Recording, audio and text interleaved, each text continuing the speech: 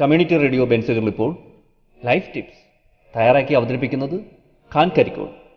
സാങ്കേതിക സഹായം ബോണി ജെ ബേസിൽ. ലൈഫ് ടിപ്സിലേക്ക് ഏവർക്കും സ്വാഗതം. ഞാൻ ഖാൻ കരിക്കോൾ. മക്കളുടെ വായനയെ പരിപോഷിപ്പിക്കാം. അംഗനവാടി, പ്ലേ സ്കൂൾ, 1ഉം 2ഉം ക്ലാസ്സിലെ കുട്ടികൾ ഇവരെ വായിക്കാനായിരിക്കും നാം പഠിപ്പിക്കുന്നത്.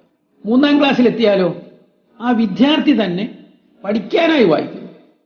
എന്താണ് ഇത് തമ്മിൽ വ്യത്യാസം? 2ആം ക്ലാസ്സിലെത്തുന്നതോടെ കുട്ടിയുടെ വായനാശേഷിയിൽ ഒരു പരിവർത്തനം ഉണ്ടാകുകയാണ്. വാക്കുകളുടെ അർത്ഥം, അതിന്റെ പാറ്റേണുകൾ എന്നിവ അവർ അറിയാതെ ശ്രദ്ധിച്ചു തുടങ്ങുന്നു. പുതിയ പുതിയ പദാവലികൾ അവരുടെ മനസ്സിലേക്ക് എത്തുന്നു. ആ വാക്കുകൾ എന്താണ് അർത്ഥമാക്കുന്നതെന്നും ആ വാക്കുകൾ എങ്ങനെ ശരിയായി ഉപയോഗിക്കാമെന്നും അവർ പഠിക്കുന്നു. 3ആം ക്ലാസ്സിൽ വിവരങ്ങൾ പഠിക്കാനായിട്ടായിരിക്കും അവർ വായിക്കുന്നത്.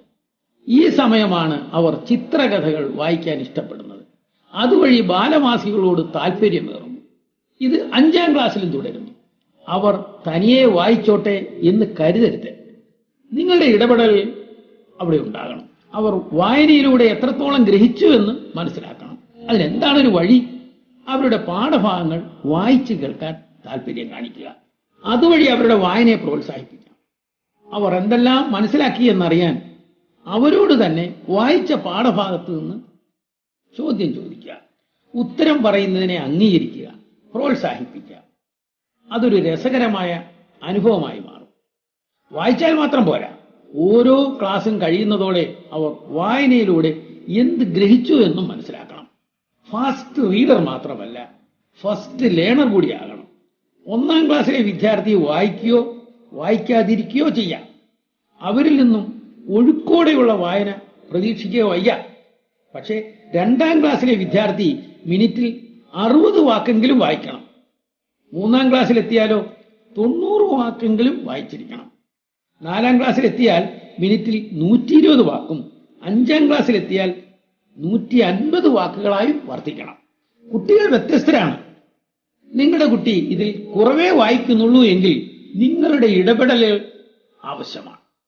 അവർ വായിക്കുന്നതിനെ കുറിച്ച് ചിന്തിക്കാനും അതു സംബന്ധിച്ച ധാരണകൾ ആഴത്തിലാകാനും ശ്രദ്ധിക്കണം. വായിച്ച വിഷയങ്ങളും മറ്റ് കാര്യങ്ങളുമായി താരതമ്യം ചെയ്യാനും ആവശ്യപ്പെടണം. പുസ്തകത്തിൽ വായിച്ച കാര്യങ്ങളെ ലോകകാര്യങ്ങളുമായി ബന്ധപ്പെടുത്തി ചിന്തിക്കാനും സംസാരിക്കാനും പ്രേരിപ്പിക്കണം. അതായത് ടെക്സ്റ്റ് ടു വേൾഡ്. ഇതെങ്ങനെയൊക്കെയെന്ന് അവരിൽ നിന്ന് മനസ്സിലാക്കാനും ശ്രമിക്കുക. പരീക്ഷ ജയിക്കാനുള്ള വായന എന്നതിനേക്കാൾ അർത്ഥവത്തായ ഒരു വായനയാണ് വേണ്ടത്. വായനയോടൊപ്പം കൂടുതൽ ചിന്തകളും അവരിലുണ്ടാകട്ടെ. അതോടൊപ്പം അവർ മികച്ച വായനക്കാരാകും. വായനക്കാരൻ മാത്രമല്ല, നിങ്ങളുടെ കുട്ടിയുടെ പ്രതിഭ വളർന്നു വരും. ഏവർക്കും ശുഭദിനം ആശംസിക്കും.